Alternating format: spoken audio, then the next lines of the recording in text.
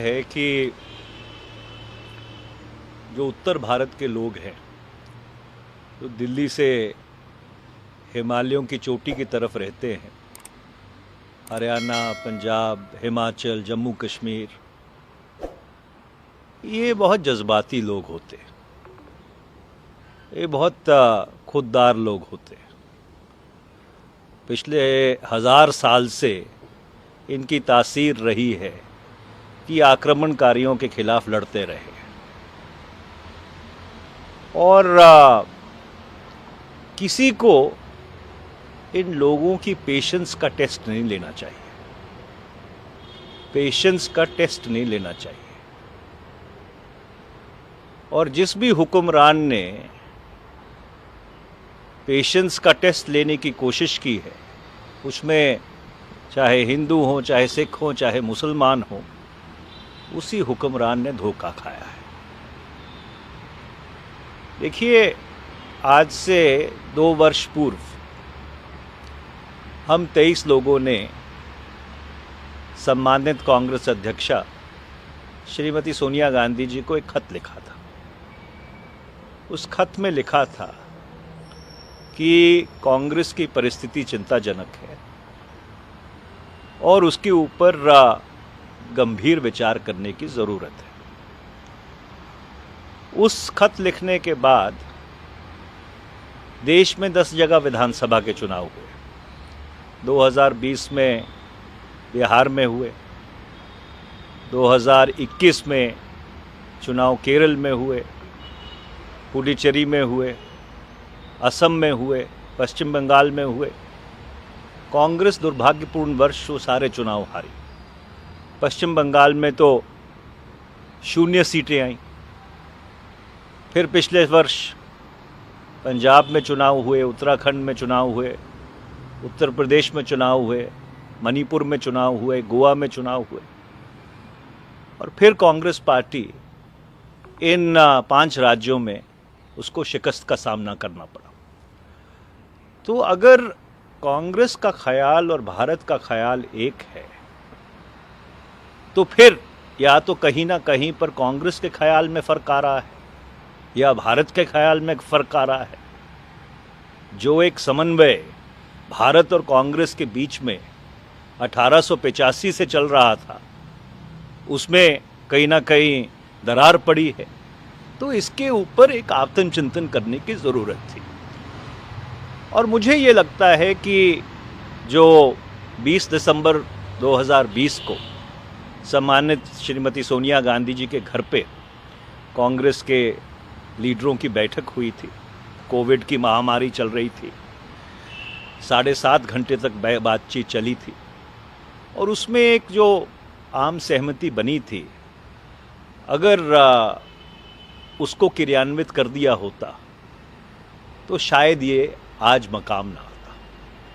लेकिन सर, आप वही बात कर रहे हैं जो गुलाम नबी आज़ाद साहब ने भी यही बात बोली। लेकिन कांग्रेस के तमाम नेता कांग्रेस के ऑफिशियल पोडियम से उस बात को मानने को तैयार नहीं है। वो कह रहे दुखद है गुलाम नबी आज़ाद का जाना, लेकिन उनकी टाइमिंग, उनकी लॉयल्टी और उनको क्या क्या दिया पार्टी ने, सब गिनाया गया। ये भी कहीं तक कह दिया गया कि एक तरफ भारत जोड़ो यात्रा की जा रही है, महंगाई के ऊपर रैली है और इस वक्त के अंदर ऐसे वो इस्तीफा दे रहे हैं, राहुल गांधी पे सवाल उठा रहे हैं। तो तमाम जो है कांग्रेस के नेताओं ने आड़े हाथों लिया है गुलाम नबी आज़ाद को। कैसे देखते? मेरे भाई, कोई खैरात थोड़ी बट रही थी। कांग्रेस की बगिया को बहुत लोगों ने, बहुत परिवारों ने, इस देश की फुलवारी को हमारे परिवार ने भी अपने खून से संजोया है। तो इसलिए अगर किसी को कुछ मिला है तो कोई खैरात में थोड़ी मिला है। उसके लिए एक संघर्ष है, एक बलिदान है, एक पार्टी में लगाया हुआ पूरा जीवन है। और ये बहुत ही विचित्र बात है कि जो लोग वार्ड का चुनाव लड़ने की क्षमता नहीं रखते, जीत की बात तो छोड़ दीजिए, वो कांग्रेस का इतिहास बताते हैं। जो कल तक का मंत्रियों के चपरासी हुआ करते थे, वो कांग्रेस के बारे में ज्ञान देते हैं। तो एक आम कार्यकर्ता को, जिन्होंने पूरी ज़िंदगी अपनी कांग्रेस पार्टी में लगा दी है, उनके मन को ठेस पहुंचती है। और इसलिए आज भी जो चुनौती है इस देश के सामने, वो चुनौती गंभीर है। और एक दोबारा से कोशिश करनी चाहिए कि एक समन्वय बनाकर, एक संतुलन बनाकर, सभी लोगों को साथ लेकर चलने की कोशिश करनी चाहिए। क्योंकि जो लोग भारत के ख्याल से इत्तेफाक रखते हैं, उन सबको इकट्ठे होने की ज़रूरत है। सर, आप भी रिफॉर्म की बात कर रहे हैं, आज़ाद साहब भी रिफॉर्म की बात कर रहे थे। उनके साथ जो ट्रीटमेंट हुआ है, तो उनको सीधे तौर पे कांग्रेस के नेताओं ने ट्रेटर करार दिया। आप लोग भी पहले आवाज़ उठाते रहे रिफॉर्म की, तो ट्रेटर करार दिया। अब भी क्या आप तैयार हैं कि आज आप जो बातें कह रहे हैं वो रिफॉर्म की, आज भी आप बात कर रहे हैं, आज भी आप कह रहे हैं कि बातचीत हो, आप इस बात के ऊपर विचार मंथन हो, क्या अब भी आप उस चीज़ के लिए तैयार हैं? देखिए, हमें किसी से कोई सर्टिफिकेट की ज़रूरत नहीं है। मैंने 42 साल इस पार्टी को दिए हैं, और बाकी लोगों ने जिन्होंने खत लिखा था, उन्होंने मेरे से ज़्यादा समय इस पार्टी में अपनी ज़िंदगी व्यतीत की थी। तो किसी को कोई सर्टिफिकेट की ज़रूरत नहीं है। और मैं पहले भी इस बात को कह चुका हूँ कि इस संस्था में हम किराएदार नहीं हैं, हिस्सेदार हैं। अब आप धक्के मार के निकालने की कोशिश करोगे तो फिर दूसरी बात है, फिर देखा जाएगा। इसलिए जो गंभीर बात है वो ये है कि 2 वर्ष पहले जब वो खत लिखा गया था, उसके बाद कांग्रेस की स्थिति सुधरी कि बिगड़ी? और अगर कांग्रेस की स्थिति सुधरी होती तो फिर उस खत का कोई औचित्य नहीं था। इसका मतलब जो रचनात्मक कदम उठाने की ज़रूरत थी, वो सारे रचनात्मक कदम इसका मतलब उठाए गए थे। पर अगर परिस्थितियां नहीं सुधरी और एक के बाद हम एक चुनाव हारते गए, तो ज़रूर इसके पीछे जो कारण हैं उनको खोज निकालकर उसके ऊपर उसको ठीक करने की कोशिश करनी चाहिए। जहाँ तक भारत जोड़ो का सवाल है, देखिए, सांप्रदायिक शक्तियों के खिलाफ जो राइट रिएक्शन की शक्तियाँ हैं, उसके खिलाफ हम तो सदा लड़ाई लड़ते आए हैं। मैंने तो अपना राजनीतिक जीवन पंजाब में अपने पिताजी की शहादत के बाद इन्हीं शक्तियों के साथ, जो आतंकवाद और वक्फवाद की शक्तियाँ थी, अलगाववाद की शक्तियाँ थी, उनके खिलाफ लड़ते हुए अपना राजनीतिक जीवन शुरू किया है। तो इसलिए गंभीरता की ज़रूरत है, एक संजीदापन की ज़रूरत है। सर, आखिरी सवाल आपसे पूछना चाहूँगा हिंदी में मैं, कि उन्होंने राहुल गांधी के ऊपर भी सवाल खड़े किए कि जिस वक्त 2013 में एक ड्राफ्ट फाड़ा था उन्होंने, उसके ऊपर कहा कि एक चाइल्डिश बिहेवियर लगा, किडिश बिहेवियर लगा, इमेच्योर बिहेवियर लगा, बचकानी बात लगी। कांग्रेस अध्यक्ष से पद से इस्तीफा दिया उस CWC ने, उस वक्त भी उन्होंने उसके ऊपर भी सवाल उठाए हैं। आप उस वक्त आप भी कैबिनेट में थे, गुलाम नबी आज़ाद भी कैबिनेट में थे। अब कांग्रेस के नेता कह रहे हैं कि अगर ऐसी बातें थी तो गुलाम नबी आज़ाद ने उस वक्त क्यों नहीं ये बातें उठाई? देखिए, गुलाम नबी पठान साहब, माफ़ कीजिएगा, आज़ाद साहब ने जो ख़त लिखा है कांग्रेस अध्यक्षा जी को, उसके बारे में वो ही बेहतर बता सकते हैं। उसके ऊपर मैं कोई टिप्पणी नहीं करना चाहता।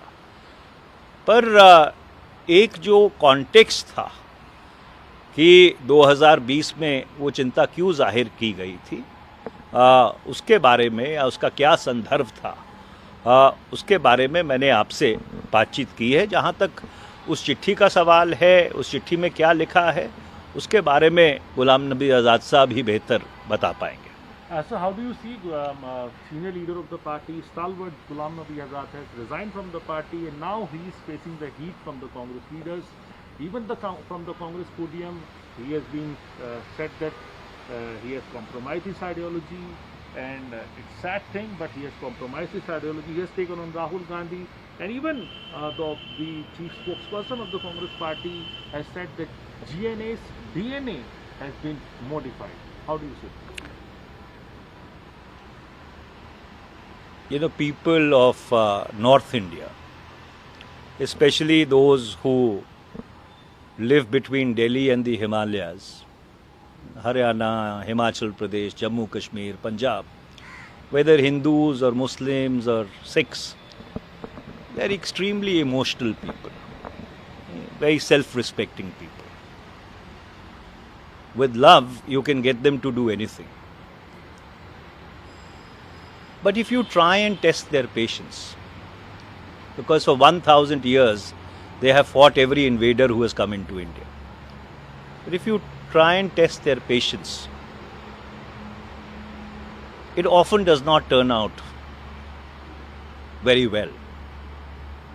And history bears testimony to the fact that whenever any ruler, in whatever shape and form, has tried to test their patience, उनकी पेशेंस का टेस्ट लेने की कोशिश की है, he is always ended up on the road to disaster. 2 years back, in the month of August 2020, when 23 of us wrote a letter to the Honorable Congress President, the intent was absolutely noble. The intent was extremely that of concerned congressmen flagging for the attention of the leadership that there are issues which need to be addressed, and if those issues are addressed, we will be able to resuscitate and rejuvenate the party.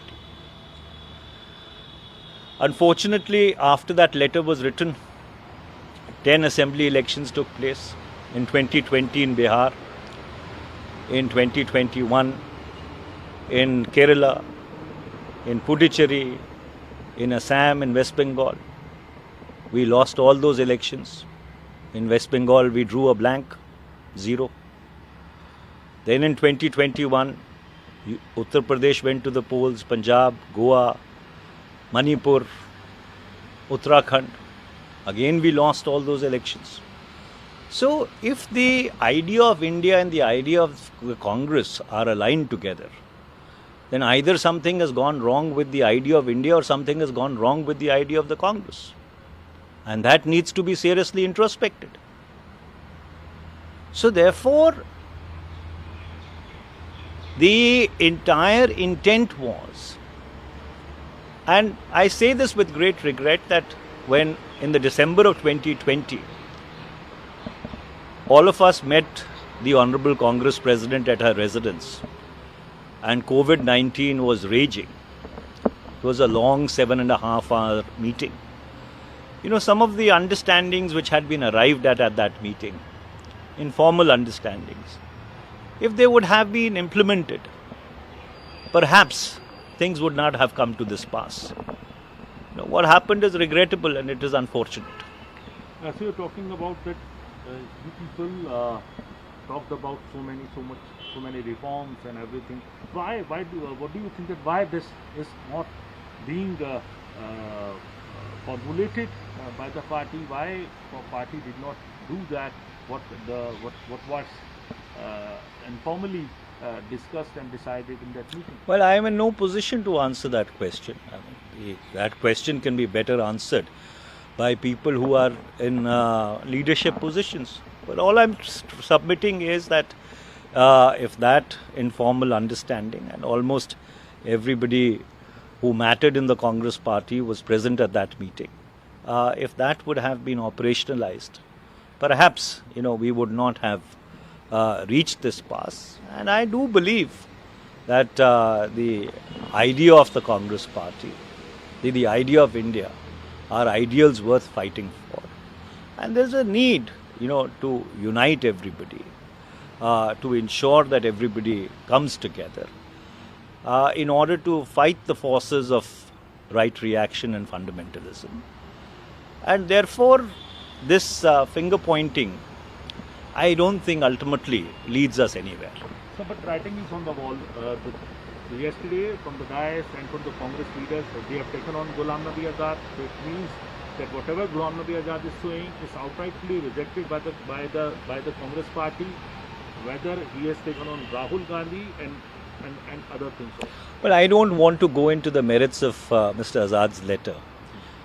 He would be in the best position to explain as to why or what the context of that letter is. That letter is in the public space. It speaks for itself. I don't want to comment on the merits of that letter. But suffice to say, at times it is strange, if not quixotic, that people who do not have the capacity to even fight a ward election, or what to talk of winning an election, people who till yesterday were chapadasis of Congress leaders, when they give gyan about the Congress party, it is laughable, for the lack of a better word. We are in a serious situation. We have been in a serious situation. And I think that what happened is regrettable. It is unfortunate. And in my estimation, perhaps it was avoidable. So what because Ghulam Nabi Azad Sahab has said that he will be forming his party, he is not going to any other party, he will be sticking, and lot of other leaders have also resigned in his favor. How do you see this?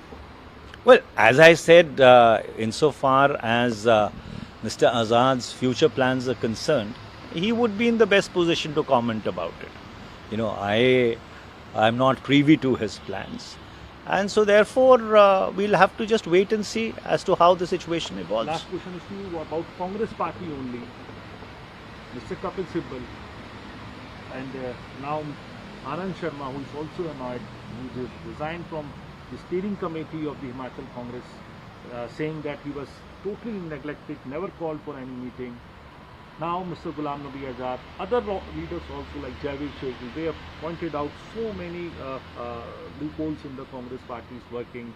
So what is the way ahead for the party now? What do we expect in the next days to come if things that you are pointing out are not being taken seriously? Well, the names that you have mentioned are people who go across a generational divide. Right? There are people who've spent 50 years, 45 years in the service of the party. There are other young people who had obviously aspirations of serving the nation through the party when they joined. And so therefore, if there are concerns which are making them leave the party, I think it should be a wake-up call for the party to really sit back and think, and seriously think, that how the situation needs to be addressed and remedied.